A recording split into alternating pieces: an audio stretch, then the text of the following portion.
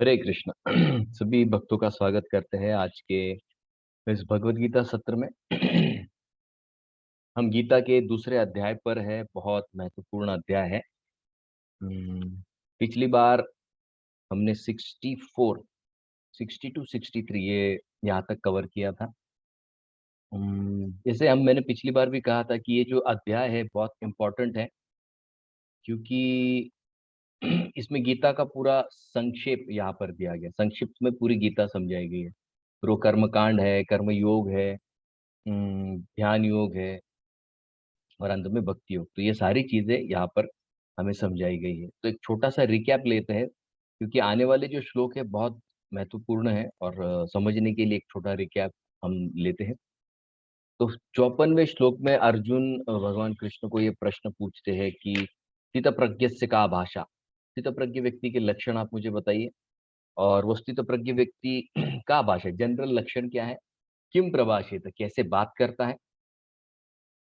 किम आसीत, कैसे बैठता है? और किम व्रजेत, कैसे चलता है? तो किम का भाषा का जो है जनरल सिम्टम्स 55 श्लोक में दिया गया है। प्रभाषित, कैसे बोलता है, 56 57 दो श्लोकों में दिया गया है।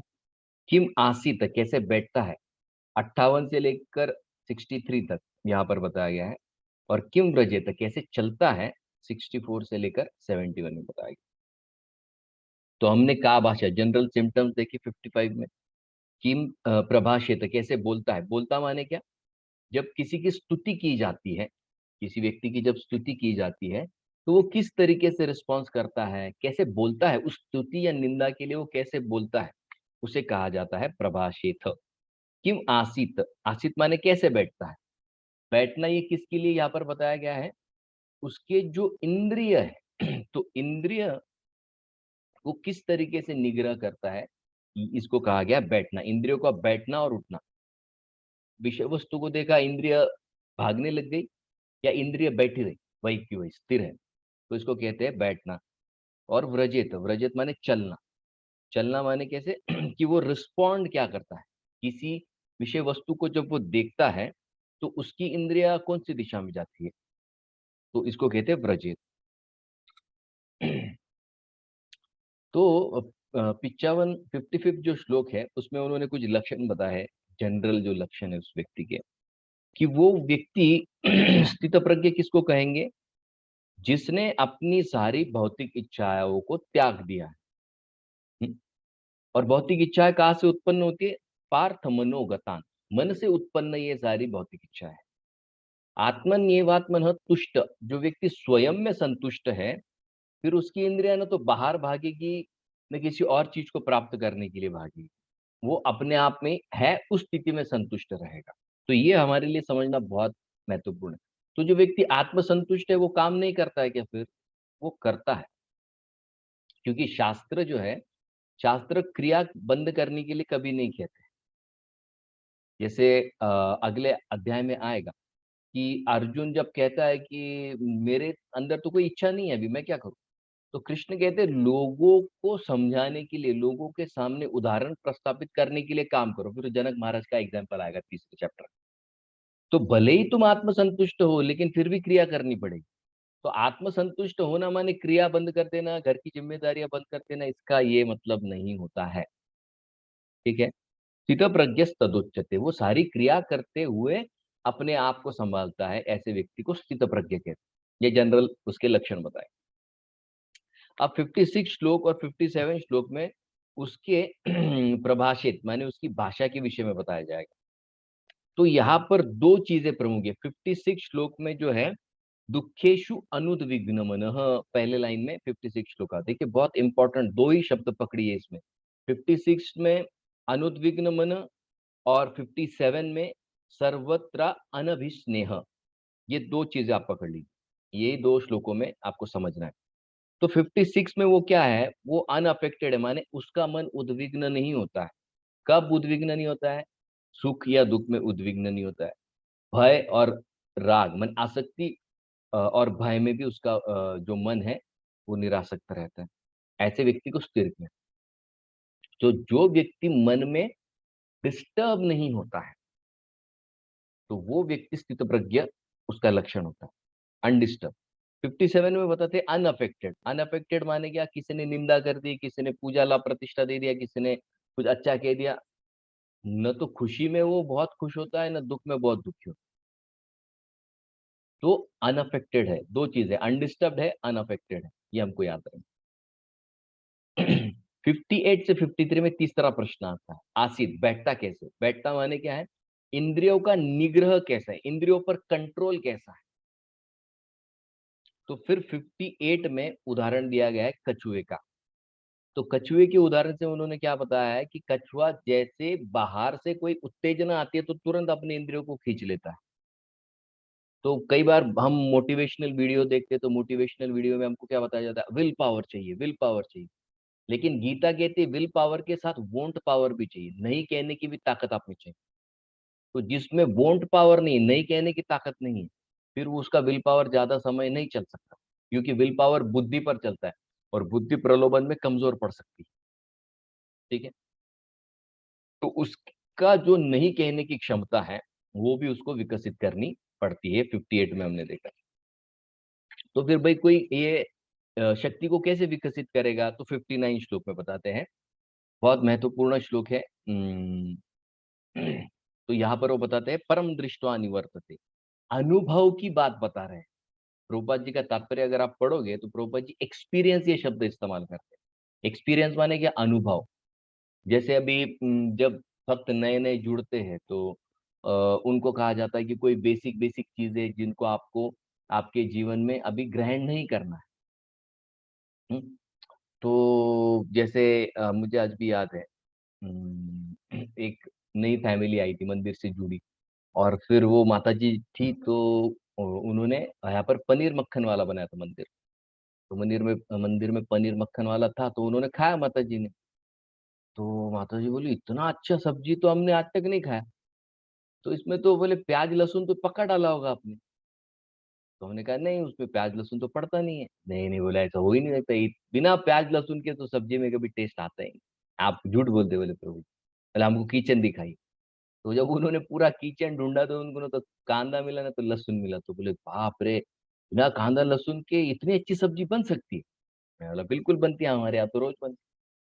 तो जब उन्होंने वो एक पदार्थ से वर्जित जब वो सब्जी खाई, तो उनको पता चला कि अरे इसके बगैर भी अच्छा बन सकता है। तो उन्होंने अनुभव किया, अपनी जीवा से उस रस का अनुभव किया। और वो रस का जब अनुभव किया तो उनको ये पता चल गया कि इसके बगैर भी हम खाना बना सकते हैं, इसकी जरूरत नहीं है। ये जरूरत का मुद्दा आगे आएगा, क्या है इसका। तो उनको पता चला कि अरे कांदा लहसुन की जरूरत ही नहीं है खाने में। देखा जाए तो कांदा लहसुन ये राहु और केतु का ऊपरी और निचला भाग है, शास्त्र बताते हैं। उनके खून से बने हुए ये दो पदार्थ है। इसलिए उन्होंने अमृत प्राशन किया था। तो अमृत के कुछ अच्छे गुण भी है, लेकिन दोनों की वृत्ति तामसिक थी, तो तामसिक वृत्ति भी कांदा लहसुन में आती है। तो लोग कहते हैं ना, लहसुन के तो इतने फायदे, हार्ट के लिए अच्छा है, इसके लिए अच्छा है, जरूर है, काम का नहीं कह रहे। क्योंकि उस अमृत के प्राशन की वजह से वो दैवी गुण भी है उसमें, लेकिन साथ ही साथ आसुरी गुण भी एक ही चीज में उपस्थित है, ये देखने मिलता है। तो जब अनुभव करेंगे उच्च स्वाद का, तो निचला स्वाद अपने आप छोड़ देंगे। तो अनुभूति की प्रचंड हमें जरूरत है अध्यात्म में। जब तक हम किसी अच्छी क्रिया का अनुभव नहीं करते हैं, तब तक भक्ति में हमें आगे बढ़ने की प्रेरणा नहीं मिलती है। तो यहाँ पर अनुभव के विषय में भगवान कृष्ण यहाँ पर बता रहे हैं। जैसे विश्वामित्र मुनि का उदाहरण हमने पिछली बार देखा। विश्वामित्र मुनि जो इतने बड़े तपस्वी थे, लेकिन क्या हुआ, जैसे ही मेनका के पायल की आवाज सुनी, तो पुरानी जितनी भी आदतें थी सारी वापस आ गई, एक ही दफा में वापस आ गई। तो उन्होंने सिर्फ सुना, देखा भी नहीं मेनका को, सिर्फ सुनने से वो बोले बस अभी नहीं करनी तपस्या, तपस्या खत्म। क्यों? क्योंकि वैसे अनुभूतियां उनके पास नहीं थी। तो भक्ति में हमें क्या करना है, हमें बहुत अच्छी अच्छी अनुभूतियों को जमा करना है। कीर्तन में नाचिए, कई बार हम देखते माता जी प्रभु जी शर्माते हैं, कीर्तन में डांस करेंगे जाकर कोने में खड़े, अरे नहीं, नाचो। कीर्तन में नाचना है, भगवान की प्रसन्नता के लिए नाचना। जब आप मंदिर आते हैं, अच्छे अच्छे कपड़े पहनिए। भक्त का मतलब ये नहीं कि फटा कपड़ा पहन के आना है आपको सुदामा की तरह, नहीं। भक्त माने आपको बहुत अच्छे अच्छे कपड़े पहनने हैं, महंगे-महंगे कपड़े पहनने। जब भगवान कृष्ण का जन्म हुआ था, तो सारी जितनी भी ब्रज की गोपियाँ थी, बड़ी, बूढ़ी, छोटी गोपियाँ, सब अलंकार से सुसज्जित थी। क्यों? क्योंकि अगर हम सुंदर बनकर जाएँगे तो भगवान को और आनंद होता है। आपको सुंदर दिखने की इच्छा है, आइए सुंदर कपड़े पहन के आइए भगवान के सामने। वो भी एक अनुभव होता है। हमारे भी मन को प्रसन्न करता है, कृष्ण के भी मन को प्रसन्न। ये अनुभूतियाँ जमा की। कीर्तन में नाचिए, प्रसाद लीजिए, भक्तों के साथ संग कीजिए, अलग-अलग यात्राओं में जाइए, अलग-अलग किताबें पढ़िए, अलग-अलग दोस्त बनाइए, सहेलियाँ बनाइए। ये अनुभव है, अनुभव की ज़रूरत है। और विश्वामित्र के पास ये अनुभव न होने के कारण उन्होंने जितनी तपस्या की थी सब एक ही क्षण में खत्म हो गई। तो 2 तरीके हैं समझने के लिए, जैसे दक्ष बताते हैं। दक्ष के कई सारे पुत्रों को नारद मुनि ने एक साथ ब्रह्मचारी बनाया। तो दक्ष बहुत गुस्सा हो जाता है। दक्ष कहते हैं, यार इनको तो अनुभव ही नहीं है भौतिक जगत का। ये अगर अनुभव नहीं लेंगे तो हो सकता है वापस आ जाए। नारद मुनि कहते कोई ज़रूरत नहीं है। इनको मैंने ज्ञान दे दिया है, ज्ञान की ताकत पर ही कर लें। तो दोनों बात सही है। कोई व्यक्ति अनुभव से सीखता है, कोई व्यक्ति सुनकर समझ जाता है। वो कौन से स्तर पर है इसके ऊपर वो डिपेंड करता है। जैसे मान लीजिए हम किसी भक्त की शादी में जाते हैं और वहां पर उन्होंने बहुत जबरदस्त रसमलाई बनाई। हम्म, अब आपने एक वाटी खा रहे हो, बहुत बढ़िया ठंडा ठंडा रसमलाई है, उसमें का रस भी एकदम गाढ़ा गाढ़ा है, उसमें के जो गोले है पनीर के टुकड़े वो भी बड़े सॉफ्ट है और एकदम शक्कर भी बढ़िया है, उसमें ड्राई फ्रूट है, केसर है। आपने एक बाटी पिया, वाह वाह, बोले और एक बाटी दो, और एक बाटी, 3 4 5। अभी आपका पेट बोल रहा है बस करो, आपकी जीभ बोल रहे हैं आने दो। तो क्या करेंगे ऐसे समय? और एक ले लो और। ठीक है, आपने भरपेट ले लिया। अब गाड़ी में जा रहे हैं, अब घर पर वापस जाते जाते बीच में क्या होता है, ऐसी जोर का झटका लगता है पेट में कि भाई अभी गाड़ी रोकनी पड़ेगी आपको। आप गाड़ी रोकते, कार्यक्रम करके आते, फिर गाड़ी में बैठते, फिर आधे घंटे बाद आप, फिर आधे घंटे बाद चालू है चालू है। अब आप बोलते कि अगली बार कभी रसमलाई नहीं खाऊंगा। ठीक है, अब तो शादी का सीजन चल, अब 2 महीने के बाद वापस एक शादी है और उसमें भी फिर से आपको एकदम ठंडी ठंडी रसमलाई दिख गई। अब आप क्या करेंगे? अगर खाने की इच्छा हुई तो क्या समझना चाहिए? अनुभव अंदर नहीं गया है। अनुभव जब तक अंदर नहीं जाता है, उस चीज का आनंद उठाने की इच्छा बार बार होती रहेगी, बार बार होती रहेगी। तो यही तो चीज यहाँ पर समझा रहे हैं ना ये श्लोक। मतलब क्या है, संतुष्ट नहीं हुए वो क्रिया से, असंतुष्टि भरी हुई उससे, और करना है और करना है। जैसे भागवत के पंचम स्कंद में देवी देवताओं का वर्णन आता है। बड़े बड़े देवी देवता है, जम्बू द्वीप का वर्णन आता है पंचम स्कंद। तो वहां पर एक जो द्वीप है, आइलैंड है, वहां पर देवी देवता भगवान विष्णु की पूजा करते हैं। तो वो उनका अनुभव बताते हैं। वो क्या अनुभव बताते हैं भगवान विष्णु के पूजन के बाद? वो कहते हैं कि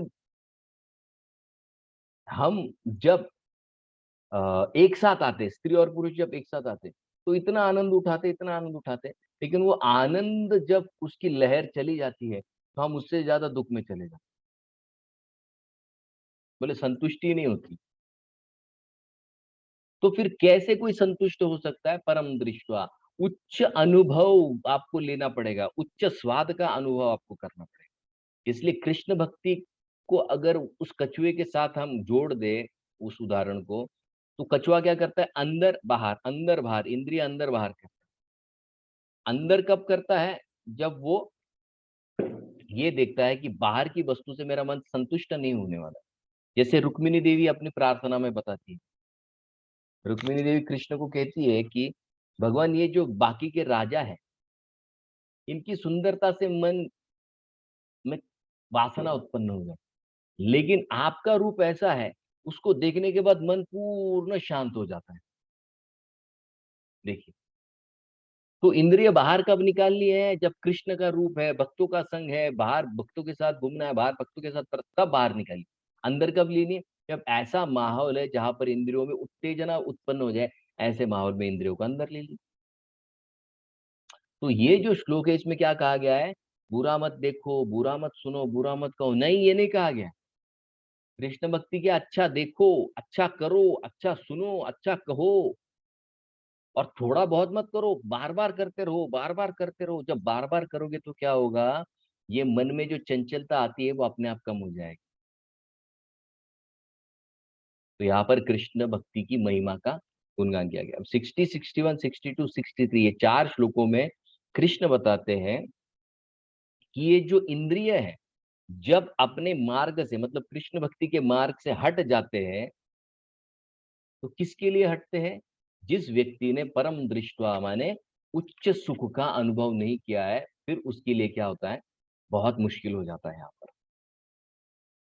तो यहाँ पर 68 श्लोक में जो बताते हैं कि जिसके पास उच्च अनुभूति की संपत्ति नहीं है, फिर उसका मन क्या करेगा, उसको नीचे की ओर खींचेगा। ये बहुत इंपॉर्टेंट श्लोक है हमारे लिए। 60 नंबर का जो श्लोक है, 60वां जो श्लोक, इसको थोड़ा गौर से हम समझेंगे।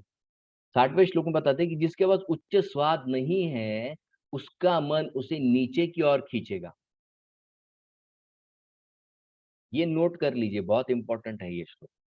तो यहाँ पर एक चीज बताई जा रही है कि अगर हम रोज ऊपर की दिशा में उठने के लिए मेहनत नहीं लगा रहे, क्रिया नहीं कर रहे, तो हमारा मन हमको अपने आप नीचे खींचेगा। जैसे कोई व्यक्ति पहाड़ पर चढ़ता है ना, तो जब वो पहाड़ पर चढ़ता है तो ऊपर चढ़ने के लिए उसे जोर लगाना पड़ता है। अगर ऊपर चढ़ने के लिए जोर नहीं लगाएगा तो क्या अपने आप नीचे आ जाएगा। उसी तरीके से मन को यहाँ पर बताया गया है कि मन को अगर ऊपर नहीं ढकेलोगे तो मन नीचे ढकेलेगा। हम मन को कृष्ण की ओर नहीं ढकेलेंगे तो मन हमें इंद्रिय विषय वस्तु की तरफ ढकेलेगा ही ढकेलेगा। तो हमें क्या करना है, हम नाम जप क्यों करते, क्योंकि नाम जप क्या है, मन को ऊपर ढकेलने का काम करना है। वरना मन क्या करेगा, हमें नीचे की ओर ढकेलेगा, मतलब वही बुरी आदतों में, वही खराब आदतों में मुझे लगा देगा। इसके लिए अगर हमें ऊपर चढ़ना है, मन को ऊपर की दिशा में लेकर जाना है, तो हमें हमारे सारे इंद्रियों को क्या करना पड़ेगा, कृष्ण भक्ति में लगाना होगा। और कृष्ण भक्ति में जो आनंद आएगा, जो अनुभव आएगा, फिर उसको जितना बार बार मन को देंगे, फिर मन नीचे की ओर नहीं जाएगा। फिर 61 श्लोक में बताते हैं कि भक्ति क्या है और भक्ति का इफेक्ट क्या है। कृष्ण पहली बार खुद के बारे में, आप तो कहते भक्ति क्या है, तानी सर्वानी संयम्य युक्त आसीत मत पर। सारे इंद्रियों को मेरी सेवा में लगा दो, यही भक्ति है। अच्छा भाई, आपकी भक्ति करने से क्या होगा? मत पर माने आपकी भक्ति करने से, आपकी सेवा करने से क्या होगा? वशे ही यस्य इंद्रियाणि तस्य प्रज्ञा प्रतिष्ठित। अरे सारे इंद्रिय आपके कंट्रोल में अपने आप आ जाएंगे और आपकी बुद्धि यहाँ वहां विचलित नहीं होगी। तो यहाँ पर दो चीजें बताइए, भक्ति माने क्या, सारे इंद्रियों को युक्त माने कृष्ण की सेवा में मत पर आसित, मत पर माने क्या, जोड़ दो, लगा दो। उससे क्या होगा, इंद्रिय संयमित हो जाएगी और बुद्धि स्टेबल हो जाएगी। फिर मन कहाँ भागेगा? जैसे तुकाराम महाराज कहते ना, आता कोठे धावे मन, का का नाही तुमचं मन पळत इकडे तिकडे, तुझे चरण देखी। आपके चरण को देखने के बाद ऐसा आनंद हुआ, ऐसा आनंद हुआ कि अभी मन कहीं भागता ही नहीं है। तो मन को नियंत्रण करना मतलब क्या, इंद्रियों को एक, दो, तीन, चार और पांच, इनको इतना कृष्ण भक्ति से जोड़ दो, इतना कृष्ण भक्ति से भर दो, इतने कृष्ण भक्ति के इनपुट इसमें दो कि इन अच्छा इनपुट जाएगा तो अपने आप अच्छा आउटपुट बाहर आए। तो कृष्ण भक्ति में नहीं जोड़ोगे तो मन वीक रह जाएगा और वो नीचे की ओर खींचेगा। कृष्ण भक्ति में मन को लगा दोगे तो वो कृष्ण भक्ति ही मन को ऊपर की ओर खींचेगी। इतना आसान है, इतना सिंपल। और फिर हमने हमारा फेमस 62 और 63 वाला श्लोक लिया था। उसमें बताया गया कि अगर मन अनियंत्रित रह गया तो क्या करता है मन, हमको इंद्रिय विषय वस्तु की खाई में ढकेल देगा और फिर जन्म मृत्यु के चक्कर से निकलना मुश्किल हो जाएगा। ठीक है, अब आज के सेक्शन को शुरू करते हैं। अब 55 टू 63 में उन्होंने क्या बताया, ये अभी तक का जो सेक्शन हमने लिया, कि अगर इंद्रिय विषय वस्तुओं में मन को लगाओगे तो कितना घातक है। हुँ? तो फिर अर्जुन प्रश्न पूछता है अभी कि ठीक है, इतना डेंजर आपने बता दिया कि भाई इंद्रियों को अगर कंट्रोल नहीं करोगे तो भयंकर स्थिति होने वाली है। तो फिर अर्जुन पूछता है कि स्थितप्रज्ञ व्यक्ति जो है वो कैसे इनको कंट्रोल करता है और डिस्ट्रैक्ट नहीं होता है। तो अब आने वाला जो सेक्शन है 64 से 72 का, इसमें स्थितप्रज्ञ व्यक्ति अपने इंद्रियों को कैसे नियंत्रण करता है, मन और इंद्रियों को, और उससे विचलित नहीं होता है, ये यहाँ पर समझाया जाएगा। ठीक है? तो अब प्रश्न अर्जुन ये करता है कि कृष्ण, आपने तो कहा कि मन को जो है आप विषय वस्तुओं से हटा दो, इंद्रियों को हटा दो विषय वस्तुओं के कांटेक्ट से। अर्जुन तो कहता है कि अरे पूरी दुनिया में अपनी विषय वस्तु भर के रखिए, क्योंकि किसी विषय वस्तु को नहीं हम आनंद उठाएंगे क्या उसमें। मान लीजिए कोई अभी हमारे कुछ भक्त है वो गोवा गए हैं। अभी आपको लगा भक्त गोवा में क्या कर रहे हैं प्रभु की गोवा तो भयंकर जगह है, गोवा में तो बीच ही बीच है। तो ऐसे थोड़ी है, गोवा में दुर्गा जी का इतना बड़ा क्षेत्र है, वहां पर शंकर जी का इतना बड़ा क्षेत्र है, परशुराम क्षेत्र कहा जाता है गोवा को। हम उसको भूल गए पहले, हमको खाली बीच याद रह गया बाकी सब भूल गए हम, हमको बीच याद रह गया। तो आप कहेंगे समंदर की इतनी सुंदरता है, उसको नहीं देखे? सनराइज होता है, सनसेट होता है, उसको नहीं देखे? इतने सुंदर सुंदर फूल बनाए, उसको नहीं देखे? इतने सुंदर स्त्री पुरुष बनाए, उसको नहीं देखे? आंख बंद कर ले क्या? फिर कैसे जिएंगे हम लोग? क्योंकि आप कह रहे इंद्रिय, इंद्रिय और इंद्रिय वस्तु का कांटेक्ट मत होने दो, तो जिएंगे कैसे? मान लो कोई सुंदर स्त्री या पुरुष आपके सामने आ जाए, तो आप क्या कहेंगे? है, गंदा दिखता है, खराब दिखता है, ऐसे कहेंगे आप? स्त्री सुंदर है तो है, पुरुष अच्छा दिखता है तो अच्छा दिखता है, उसको नहीं करके कोई फायदा नहीं। तो ये सेक्शन में अभी कैसे डीलिंग करता है स्थितप्रज्ञ व्यक्ति, बहुत प्रैक्टिकल सेक्शन, ये हमको सीखना है। तो पहला प्रश्न जो अर्जुन पूछ रहा है, तो वस्तुओं को स्वीकार करें कि न करें हम? हम्म तो यहाँ पर कृष्ण बता रहे हैं कि स्थितप्रज्ञ व्यक्ति क्या करता है, किस तरीके से उन विषय वस्तुओं के साथ अपना डीलिंग करता है। तो यहाँ पर 64 से 72 में, ये जो हमारा आखिरी सेक्शन है सेकंड चैप्टर का, उसमें बताया गया है। तो कृष्ण बताते हैं कि भाई विषय वस्तुओं से सुख प्राप्त करना कोई गलत बात नहीं है, कोई गलत बात नहीं। माने कोई व्यक्ति सुंदर है तो आप उसकी सुंदरता की तारीफ कर सकते, लेकिन लोग क्या करते हैं, खुद के पति पत्नी की तारीफ छोड़ देते, बगल वाले की पति पत्नी की तारीफ करते, तो वही मार खाते। वो नहीं करना है हमको, वो नहीं करना। उनकी भी तारीफ कीजिए, पहले घर वालों की तो तारीफ करो। घर वालों की कम करते हैं इसलिए घर वालों को भी जलन होती है, हमारी छोड़ के बाहर क्यों कर रहे तारीफ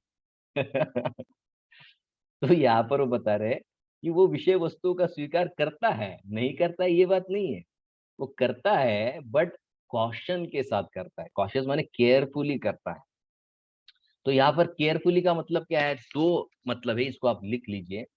वो स्वीकार करता है लेकिन कैसे? कंट्रोल्ड सेंसेस से, और जब वो उस वस्तु को देखता है तो उसमें आसक्ति उत्पन्न नहीं होने देता है। स्वीकार करना है लेकिन दो क्राइटेरिया जब पूरे करोगे तो वो स्वीकार अपने आप आपको ऊपर लेके जाएगा, नीचे नहीं ढकेलेगा। पहला क्या है, इंद्रिय नियंत्रण में होने चाहिए, और दूसरा उसमें आसक्ति उत्पन्न न हो, इस बात की आपको निगरानी रखनी है, बस। तो फिर आप चाहे उतने विषय वस्तुओं को स्वीकार कर सकते, कोई दिक्कत नहीं, फिर कोई दिक्कत नहीं। जैसे चौथे स्कंद में प्रियव्रत महाराज की कथा आती है। तो प्रियव्रत महाराज बहुत साल नारद मुनि के आश्रम में रहते हैं। फिर उनके जो छोटे भाई है वो गृह त्याग करके जंगल चले जाते हैं। जब जंगल चले जाते हैं तो कोई राजा नहीं, तो इनको लगता है यार ये घर गृहस्थी के जीवन में तो पूरे अटक जाएंगे हम लोग। तो फिर वहां पर ब्रह्मा जी को पूछते कि मैं तो नहीं जाना चाहता, बट अभी करे क्या, राजा कोई नहीं है तो प्रजा को संभालना पड़े।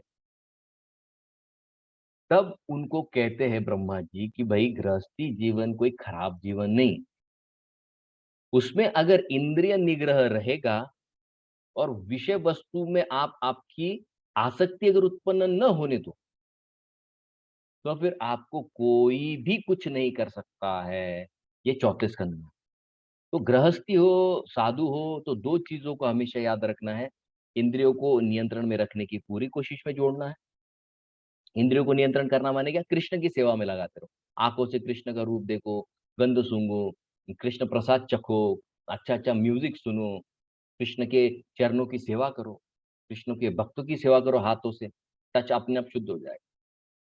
तो ये दो चीजें करोगे तो कोई भी विषय वस्तु बाधक नहीं बनती है। ठीक है, तो अब आखिरी जो सेक्शन है 64 टू 72, इसमें बताया गया स्थित प्रज्ञ व्रजेत, स्थित प्रज्ञ कैसे चलता है। ठीक है, तो आइए मैं आपके सामने स्क्रीन शेयर करता हूँ, तो आपको पता चलेगा कि कैसे आगे श्लोक हमारे सामने है। ठीक है, ओके, तो यहाँ पर आपके सामने ये श्लोक है, ये यहाँ तक हमने कंप्लीट कर लिया है। अब हम आगे बढ़ेंगे 64। ओके, ये है आपके सामने 64 नंबर का श्लोक। अब 64 श्लोक में वो एक बहुत इंपॉर्टेंट बात बताएंगे कि स्थित प्रज्ञ व्यक्ति चलता कैसे है, इसके ये यहाँ से शुरुआत होती है। ओके, उसके चलने के विषय, चलने के विषय माने क्या, मतलब वो इंद्रिय वस्तु जो है, विषयों की वस्तु है, उसके साथ कैसे डील करता है, अटैच हो जाता है कि डिटैच रहता है, आसक्त है कि निरासक्त है, यहाँ पर बताया गया। ठीक है, 64। राग द्वेष विमुक्तस्तु विषयान इंद्रियश्चरान आत्मवश्य विधेयात्मा प्रसादम अधिगच्छति। ये श्लोक कोई दोहराना चाहेगा मेरे पीछे, या आप खुद होके भी दोहरा सकते हैं। किसी को ये दोहराना है, मैं फिर से एक बार गा कर दिखाता हूँ, आप गाने की कोशिश कीजिए। ओके, आप आपकी नोटबुक खोलिए, मैं गाता हूँ, साथ साथ गाइए माइक बंद करके, फिर मैं आपके लिए माइक खोलूंगा, तो फिर ये एक श्लोक हम गाने की कोशिश करते हैं। ठीक है, इसको कैसे गाते हैं पहले देख लीजिए। राग द्वेष विमुक्तस्तु विषयान इंद्रियश्चरण आत्मवश्य विधेयात्मा प्रसादम अधिगच्छति। अगर पूरा श्लोक नहीं भी समझ आया तो प्रभुपाद जी ने यहाँ पर जो आपके लिए, हमारे लिए जो शब्दों का भेद करके दिया है ना, उस पर आप फोकस कीजिए। देखिए अभी शब्दों के भेद को आप देखिए। ठीक है, मैं फिर से आपके लिए गा कर दूं। राग द्वेष, एक एक शब्द देखिए। राग द्वेष विमुक्तस्तु विषयान इंद्रिय चरन आत्मवश्य विधेयात्मा प्रसादम अधिगच्छति। इस तरीके से ये श्लोक गाना है। अभी आप में से कोई गाना चाहे तो मुझे बताइए, मैं आपके लिए अनम्यूट करता हूँ।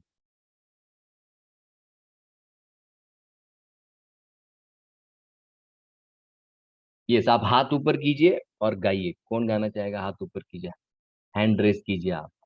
हाँ, गा अक्षदा।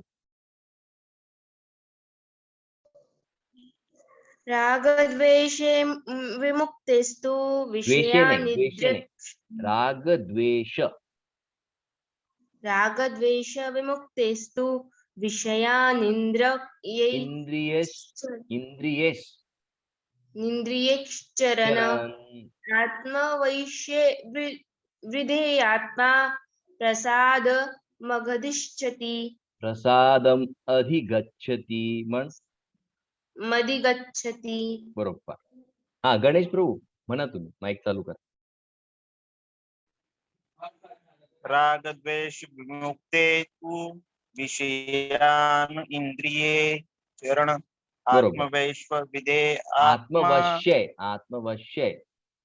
आत्मवश्ये विधेय आत्मा प्रसादम अधिगच्छति। बरोबर, छान. सुनील प्रभू गायचंय, ट्राय करा. यस प्रभुजी. हाँ ट्राय करा. राग द्वेष विमुक्तस्तु विषया इंद्रिय चरण आत्मवश्य विधेयात्मा प्रसादम अधिगच्छति. एकदम बरोबर, परफेक्ट. ठीक है, तो इस तरीके से आपको ये श्लोकों को बार बार दोहराना है. अब मैं मेरी स्क्रीन फिर से शेयर करता हूँ ताकि श्लोक पर हम विश्लेषण करें.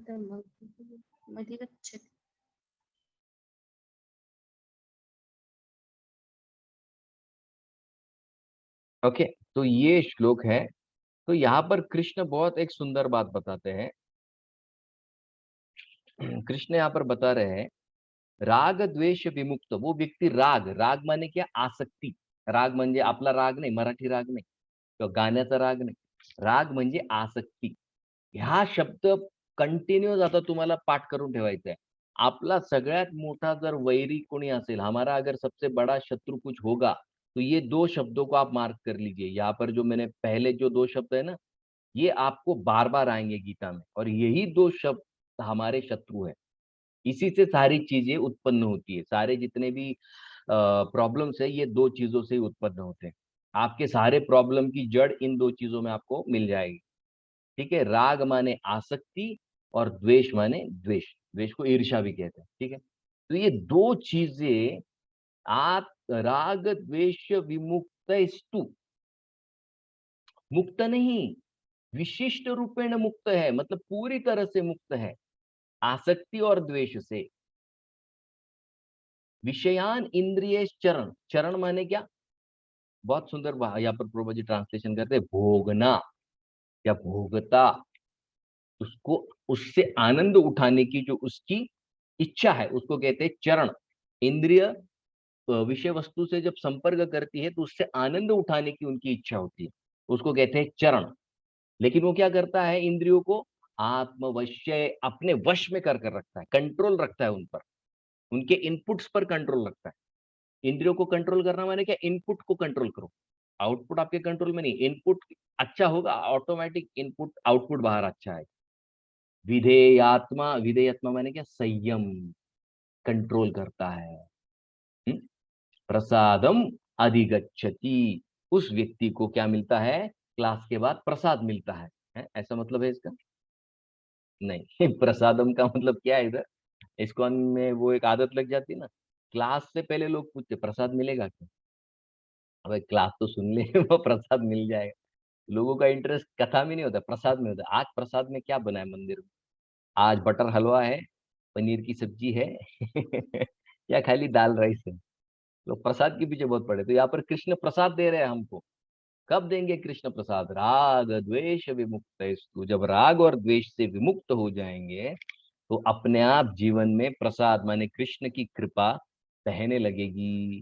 तो ये जो श्लोक है बहुत सुंदर श्लोक है, यहाँ पर बताया जा रहा है राग द्वेष से विमुक्त और आत्मवश्य, जिसने इंद्रियों को वश में किया है। अब यहाँ पर चरण माने क्या?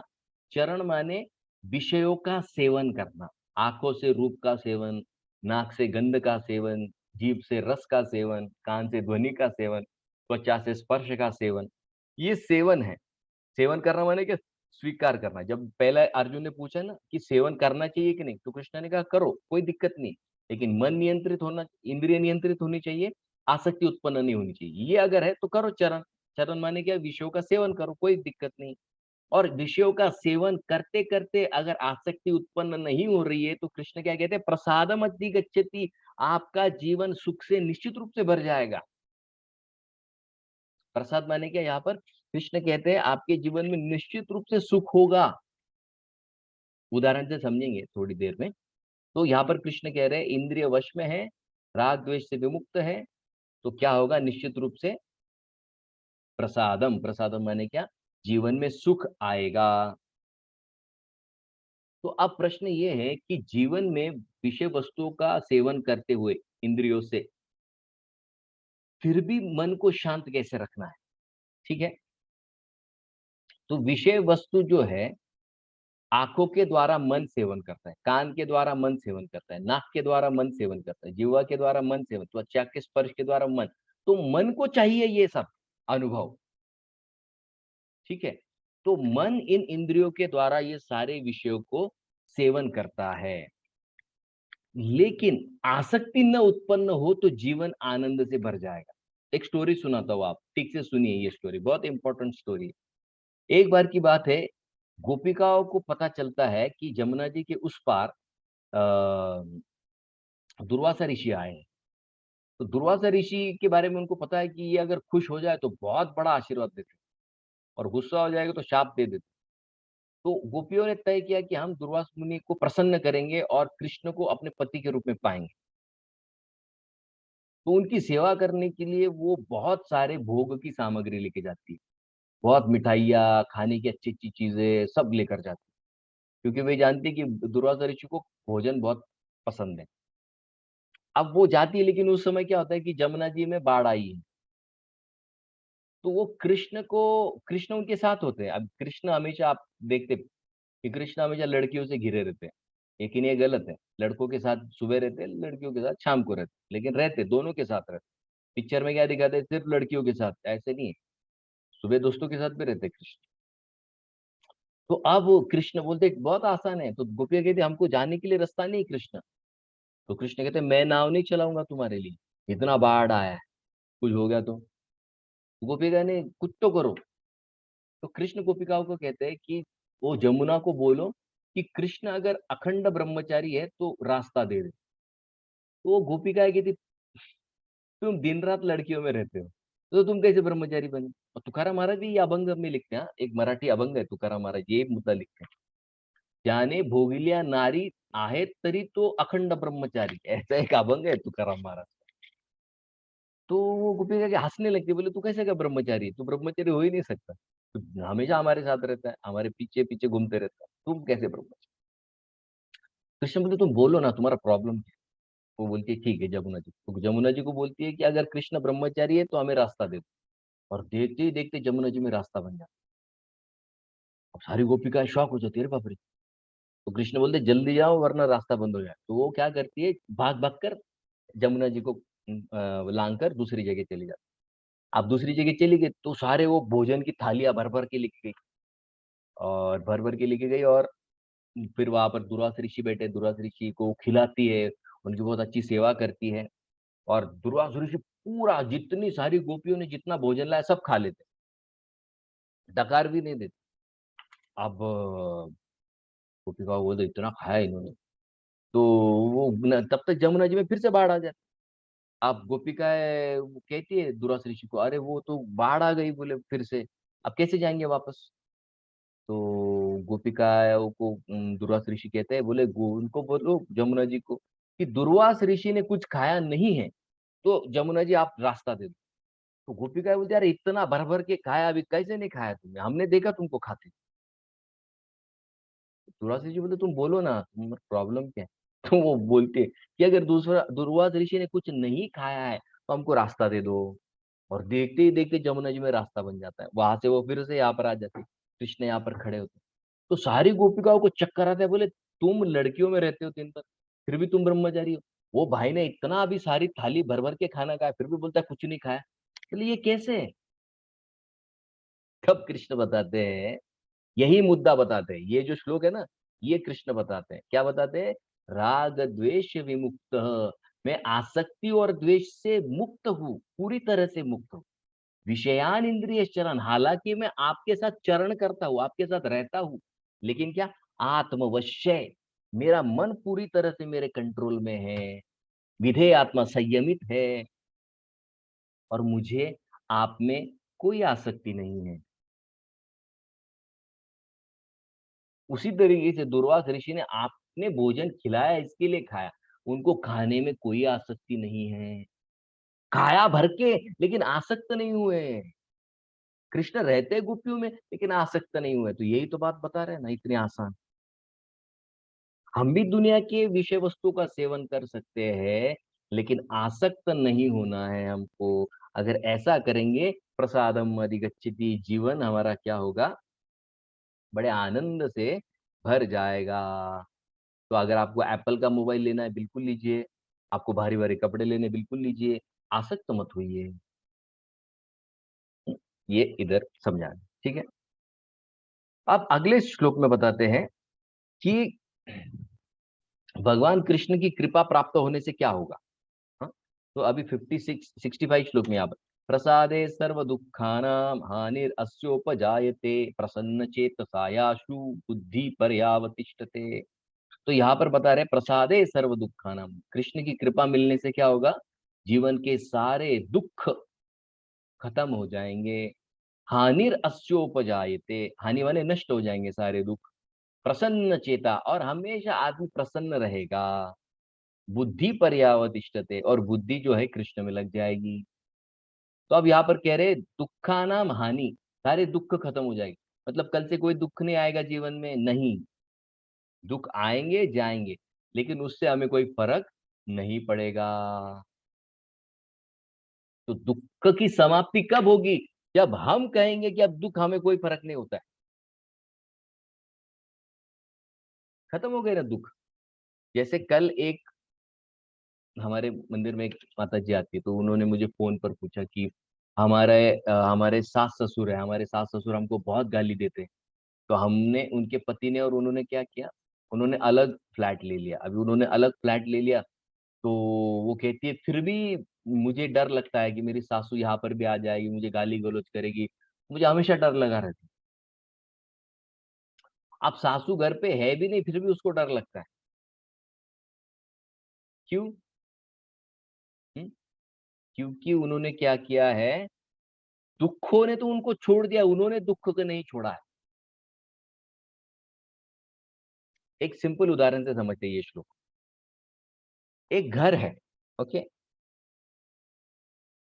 उस घर के सामने से बहुत सारी चिड़िया आती जाती रहती है, पक्षी बहुत सारे आते जाते,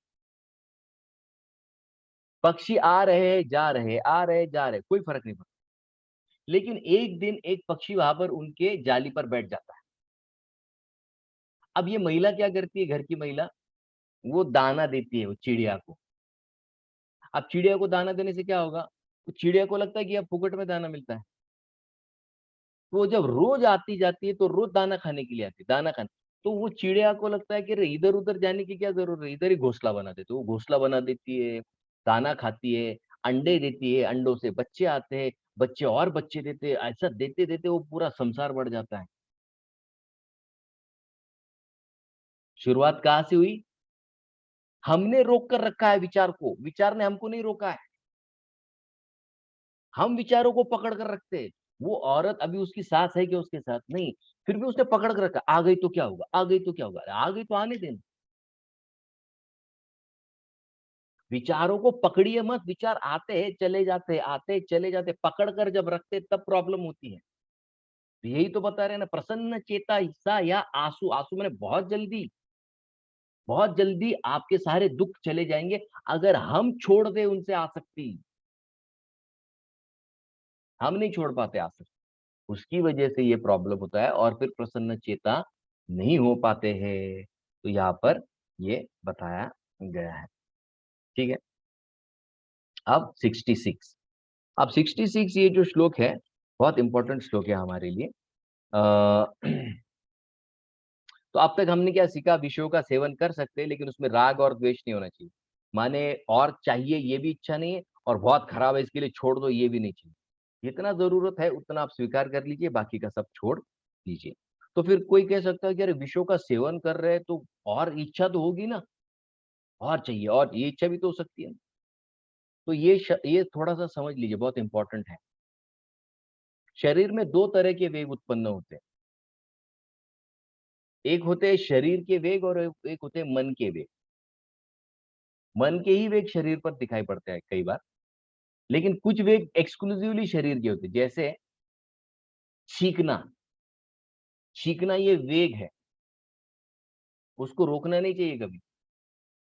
हम्म?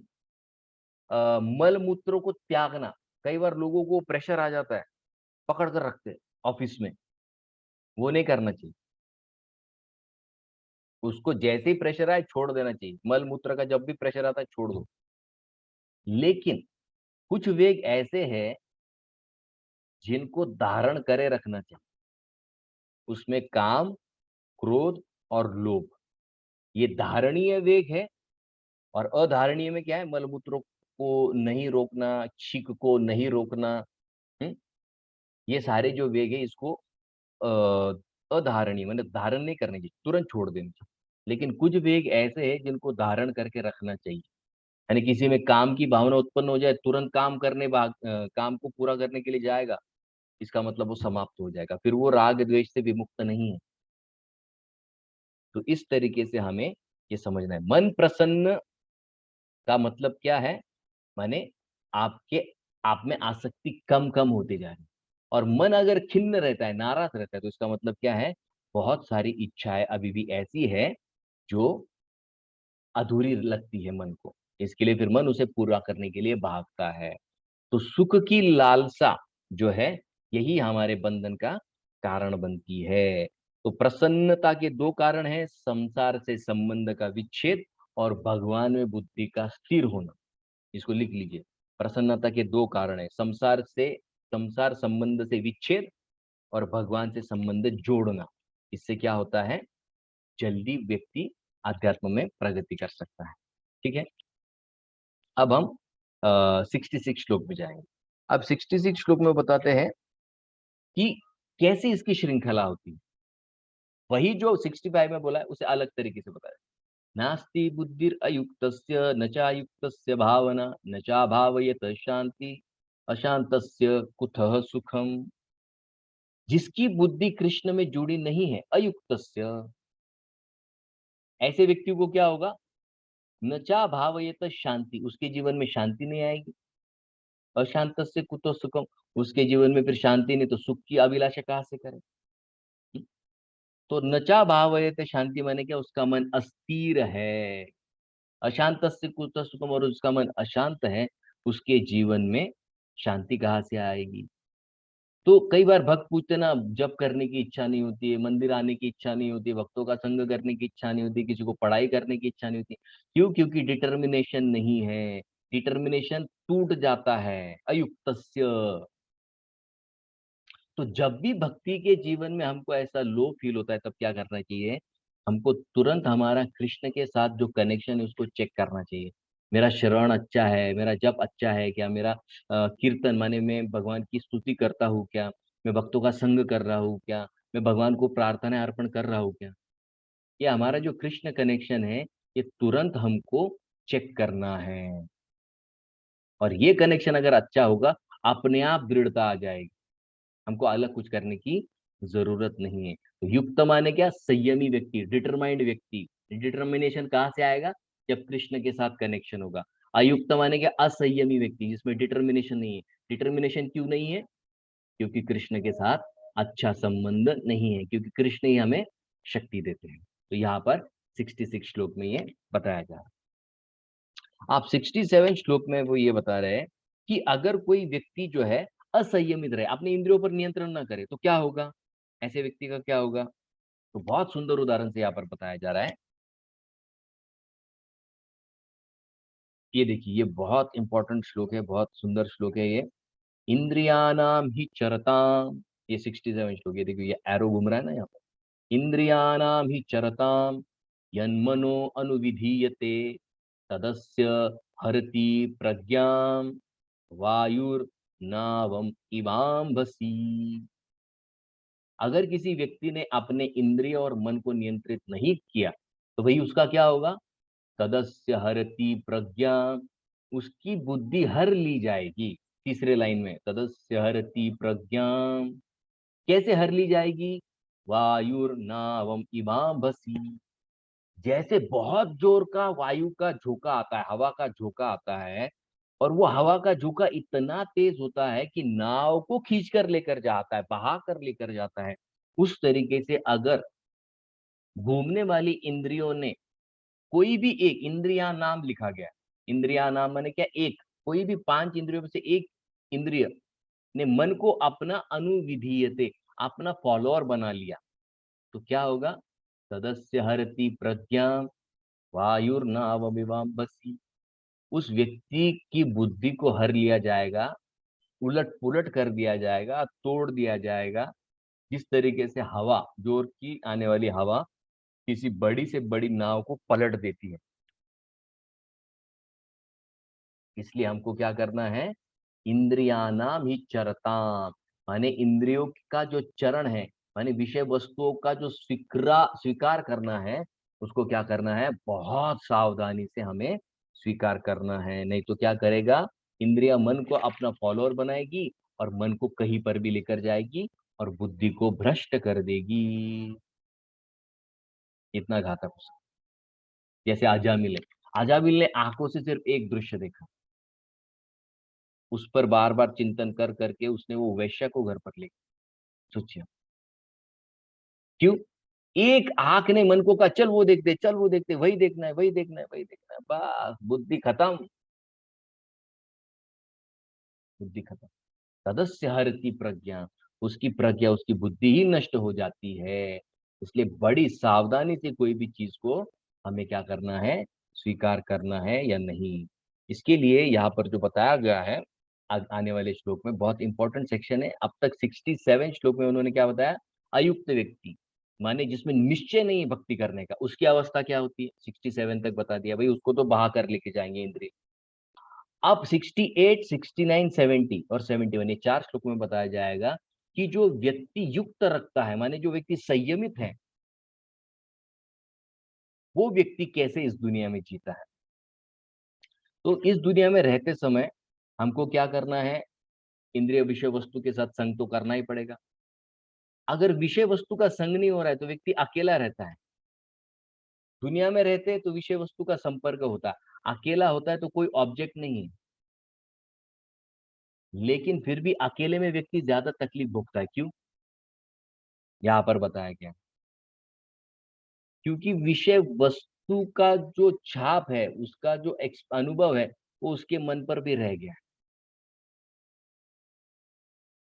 एक उदाहरण देता हूँ, एक छोटा बच्चा है, वो छोटा बच्चा, उसको एक ग्लास दिखता है और ग्लास पर एक ताटली रखी है ना कवर करने की, तो वो बच्चा हाथ लगा दे, वो ताटली गिर जाती है नीचे, उस पर जो ढक्कन रखा, ढक्कन गिर जाता है। अब ढक्कन गिर गया तो आवाज हो गया, तो बच्चे को समझता नहीं आवाज कहाँ से, तो बच्चा वो ढक्कन उठाता है और गिराता है, उठाता है गिराता है।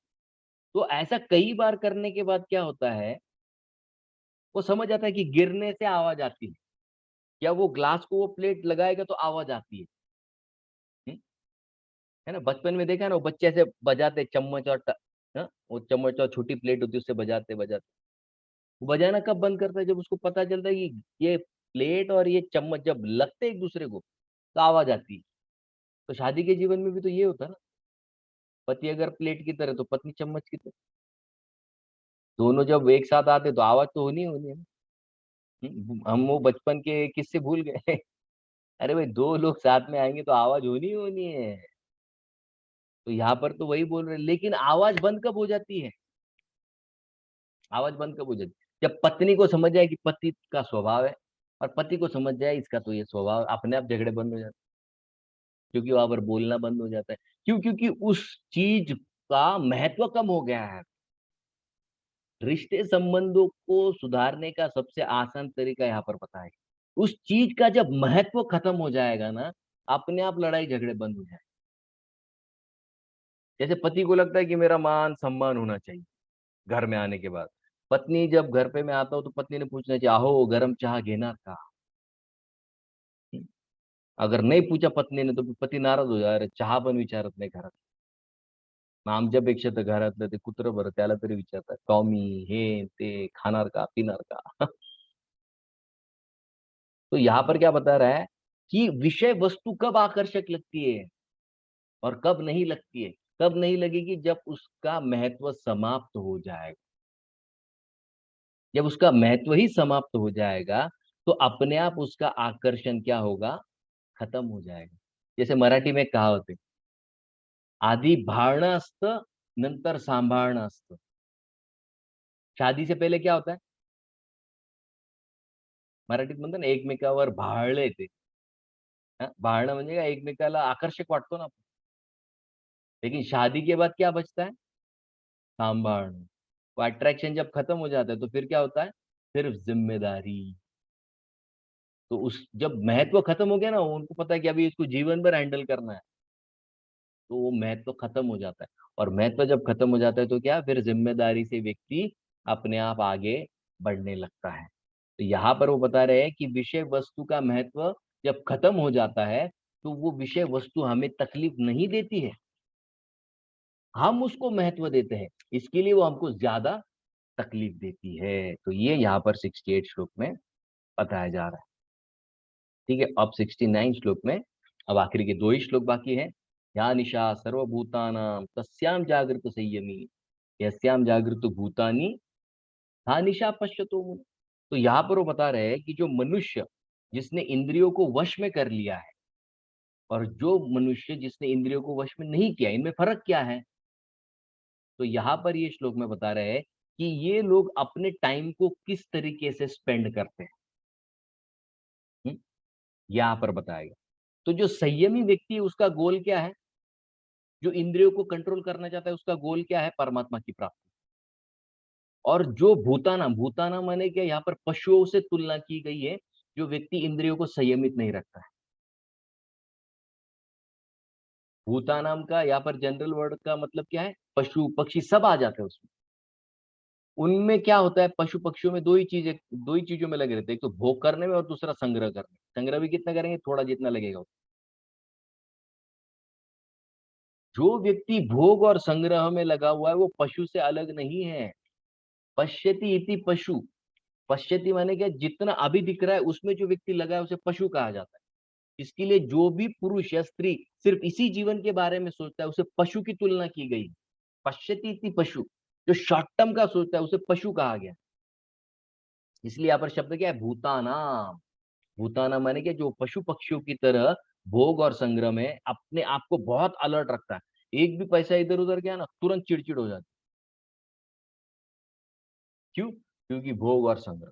जैसे कई बार हम उदाहरण देते हैं, मेरी मदर जो थी उसको वो जब भी कोई प्लास्टिक की थैली देता था ना वो जमा करके रख, और उसकी एक भी प्लास्टिक की थैली को अगर आप हाथ लगाओ ना वो तो आपकी खैर नहीं थी।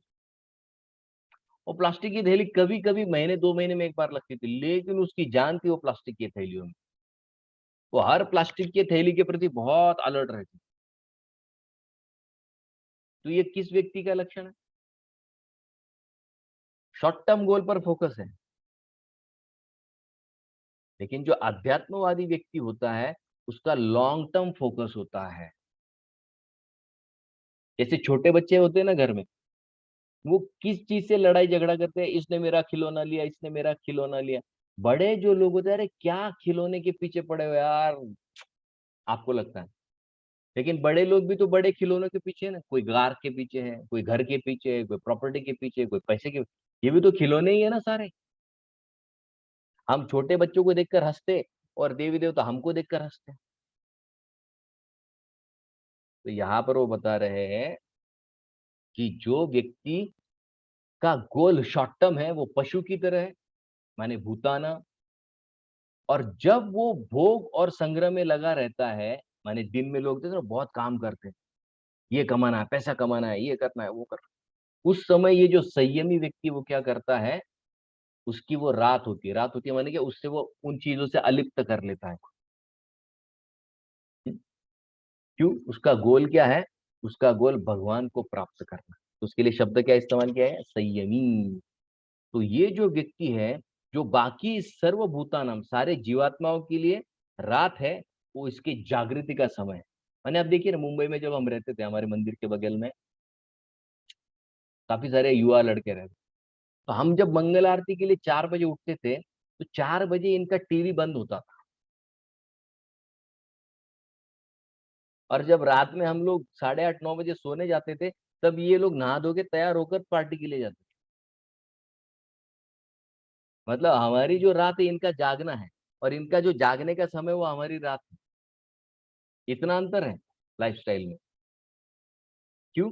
क्योंकि दोनों अलग अलग चीजों के प्रति जागरूक है। एक अध्यात्म के लिए जागरूक है और एक भोग और संग्रह के लिए जागरूक है। तो यहाँ पर दोनों के मनस्थिति को बताया गया है। जो स्थित प्रज्ञ व्यक्ति है वो क्या करता है? शरीर की नहीं आत्मा की जरूरतों को पूरा करने में लगता है। और जो भूताना में ऑर्डिनरी व्यक्ति है वो शरीर की जरूरतों को पूरा करने में दिन भर अपने आप को जोड़ देता है। और लास्ट श्लोक जो है 70वां श्लोक, तो यहाँ पर वो बता रहे हैं कि जो स्थित प्रज्ञ व्यक्ति है उसमें वो इच्छाओं से प्रभावित कैसे नहीं होता है। अपूर्यमानम अचल प्रतिष्ठा समुद्र आप प्रविशन्ति यद्वत् तावत् तद्वत् कामाय प्रविशन्ति सर्वे शांति मापनोति न काम काम। यहाँ पर वो उदाहरण से बता रहे हैं, समुद्र आप प्रविशन्ति यद्वत्। बारिश में बहुत सारी जो नदियां है बहुत पानी से भर जाती है, और वो पानी कहाँ पर छोड़ती है? समंदर में। लेकिन कभी देखा है कि अब बारिश में समंदर बहुत ओवरफ्लो हो रहा है और पूरा मुंबई डूब गया? नहीं होता वैसे। और जब धूप का सीजन होता है, जब पानी खत्म हो जाता है नदियों से, उस समय आप देखते क्या समुद्र का एकदम नीचे चला गया? नहीं होता। क्यों? अपूर्यमानम अचल प्रतिष्ठा। वो समंदर अपने आप में इतना गहरा है, इतना बड़ा है कि थोड़ा पानी बढ़ जाए और थोड़ा पानी कम हो जाए, उसको कोई फर्क नहीं पड़ता। वैसे ही जो संयमी व्यक्ति है, उसमें बहुत सारी इच्छाएं आए या कोई इच्छाएं ना आए, उसको कोई फर्क नहीं पड़ता है। क्यों? क्योंकि वो कृष्ण भक्ति में इतना संतुष्ट है, इतना संतुष्ट है कि बाहर से आने वाली और अंदर से जाने वाली चीज उसको कोई फर्क नहीं पड़ता।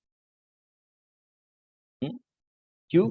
क्योंकि वो अपने आप में संतुष्ट है। वो अपने आप में क्यों संतुष्ट है? क्योंकि उसको पता है कि शरीर का इस्तेमाल किसके लिए करना है? भगवान की प्राप्ति के लिए करना है, भगवान की सेवा के लिए करना है। और वो उसको प्राप्त हो गया, तो अभी शरीर की कोई जरूरत, को कोई फर्क नहीं पड़ता शरीर बीमार है, अच्छा है, खराब है, बूढ़ा है, जवान है।